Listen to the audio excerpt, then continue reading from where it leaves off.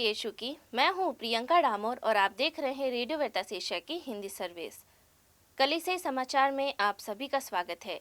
कलीसिया समाचारों में प्रमुख है। पोप फ्रांसिस ने कहा, सोशल मीडिया के जाल से सावधान रहे युवा कैथलिक। अगला विश्व युवा दिवस दक्षिण कोरिया के सियोल में। पोप फ्रांसिस ने पुर्तगाली दुर्व्यवहार पीड़ितों से मुलाकात की। विश्व युवा दिवस पर पोप फ्रांसिस ने यूक्रेनी तीर्थयात्रियों के साथ यूक्रेन के लिए प्रार्थना की। मणिपुर में सामूहिक रूप से ईसाइयों को दफनाना बंद कर दिया गया। उत्तर भारत के धार्मिक दंगों के बाद मस्जिदें बंद हो गईं।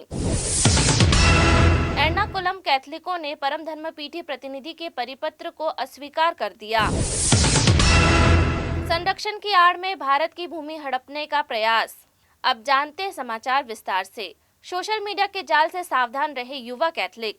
लिस्बन में 37वें विश्व युवा दिवस के लिए एकत्र लाखों युवा कैथलिकों से गुरुवार को पोप फ्रांसिस ने आग्रह किया कि वे सोशल मीडिया में छिपी झूठी खुशियों से सावधान रहे।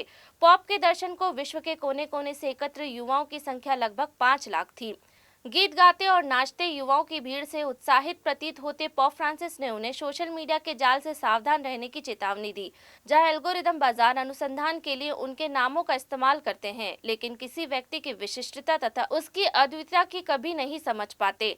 उन्होंने कहा, ऐसी कोई वास्तविकताएं हैं जो हमें आकर्षित करती हैं और खुशी का वादा करती हैं, किंतु बाद में वही दिखाई देती है जो वे वास्तव में हैं। अगला विश्व युवा दिवस दक्षिण कोरिया के सियोल में।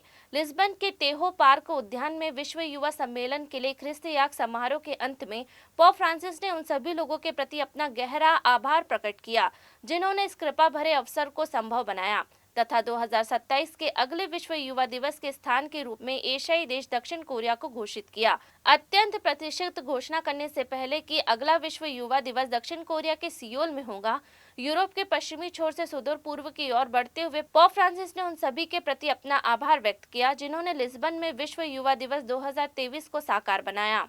पोप फ्रांसिस ने पुर्तगाली दुर्व्यवहार पीड़ितों से मुलाकात की। पोप फ्रांसिस ने विश्व युवा दिवस 2023 मनाने के लिए पुर्तगाल की अपनी प्रेरितिक यात्रा के दौरान बुधवार 2 अगस्त को प्रेरितिक नुनशियार में पुर्तगाल के लिपकीय यौन शोषण के 13 पीड़ितों से निजी तौर पर मुलाकात की। उन्होंने नुनशियाचर में 13 लोगों के एक समूह का स्वागत किया जो पुरोहित सदस्यों द्वारा दुर्व्यवहार के शिकार थे, जिनके साथ मामूली सुरक्षा के प्रभारी पुर्तगाल चर्च संस्थानों के कई प्रतिनिधि भी थे। पोप ने उनसे 1 घंटे से अधिक समय तक मुलाकात की। विश्व युवा दिवस पर पोप फ्रांसिस ने यूक्रेनी तीर्थयात्रियों के साथ यूक्रेन के लिए प्रार्थना की। वेटिकन न्यूज की रिपोर्ट के अनुसार पोप ने पुर्तगाल की अपनी यात्रा के दूसरे दिन सार्वजनिक कार्यक्रमों से पहले 2 अगस्त को यूक्रेन के 15 तीर्थयात्रियों से मुलाकात की और प्रार्थना की।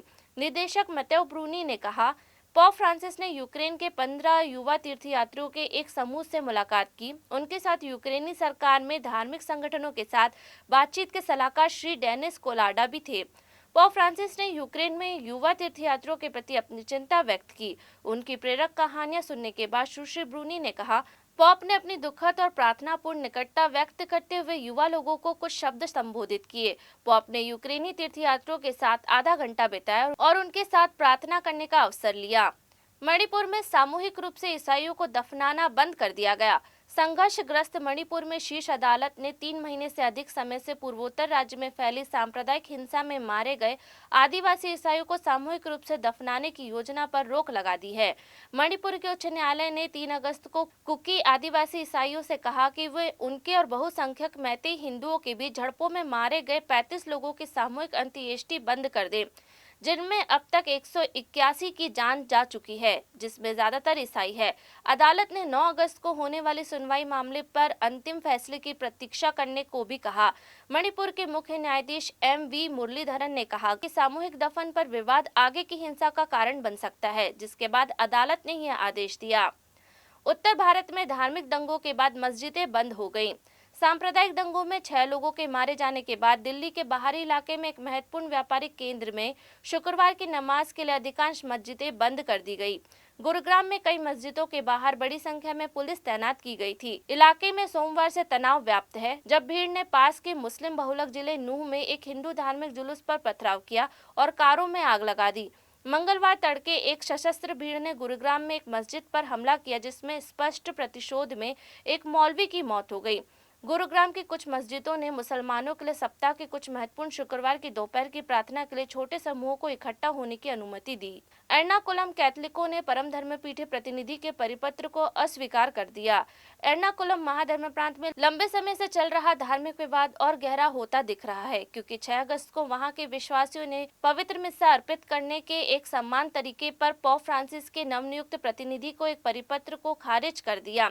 जेसुइट आर्चबिशप सिरिल वासिल, जो 4 अगस्त को कोची पहुंचे, ने एक दिन बाद आर्चडायसिस के विश्वासियों को संबोधित परिपत्र जारी किया, जिसमें पवित्र मिस्सा के विवादास्पद सम्मान रीति को लागू करने के लिए उनका सहयोग मांगा गया। प्रिलेट का कहना है कि उन्हें पोप फ्रांसिस द्वारा व्यक्तिगत रूप से नियुक्त किया गया था, ताकि पवित्र मिस्सा के समान तरीके पर धर्मसभा के फैसले को लागू करने में मदद करने के लिए आर्चडायसिस में उनके प्रतिनिधि के रूप में, जो उनका कहना है कि पोप द्वारा अनुमोदित है। संरक्षण की आड़ में भारत की भूमि हड़पने का प्रयास। लोकसभा या भारत की संसद के निचले सदन ने विपक्ष के विरोध को नजरअंदाज करते हुए 26 जुलाई को वन संरक्षण संशोधन विधेयक को बहुत कम चर्चा और बहस के साथ पारित कर दिया। उच्च सदन द्वारा पारित होने और राष्ट्रपति द्रौपदी मुर्मू द्वारा इस पर अपनी सहमति पर हस्ताक्षर करने तक यह अभी तक पूर्ण कानून नहीं है, लेकिन उन कदमों को अब महज औपचारिकता माना जा रहा है, क्योंकि प्रधानमंत्री नरेंद्र मोदी की पार्टी के नेतृत्व वाली गठबंधन सरकार के पास दोनों सदनों में आवश्यक बहुमत है। भारत का वन मानचित्र आदिवासी बस्तियों के मानचित्र के साथ ओवरलैप होता है, क्योंकि आदिवासी वही है जहां जंगल है। भारत के आदिवासी लोग, जिन्हें स्वदेशी आदिवासी और प्रथम निवासी के रूप में भी जाना जाता है, भारतीय समाज के सबसे हाशिए पर रहने वाले वर्गों में से एक है और उनकी 1.4 अरब आबादी में से लगभग 7% को कवर करते हैं। कई लोगों को डर है कि नया कानून सरकार के वन विभाग को वन भूमि के डायवर्जन के लिए मुख्य दर्शन बना देगा, जिससे कॉरपोरेट निकायों या निजी व्यक्तियों द्वारा खरीदा जा सकता है। वास्तव में कानून का मुख्य फोकस वन भूमि को निजी व्यवसायों के लिए हस्ताक्षरित करने की सुविधा प्रदान करना प्रतीत होता है। इसी के साथ कल से समाचार समाप्त हुए। अगली बार फिर मुलाकात होगी नई खबरों के साथ। नमस्कार। रेडियो वेरितास एशिया आपके लिए लेकर आए हैं RVA mobile app. RVA mobile app पर हमारे विभिन्न प्रकार के कार्यक्रमों का लाभ लें, हमसे जुड़े और एशियाई ईसाईयत की आवाज का हिस्सा बने।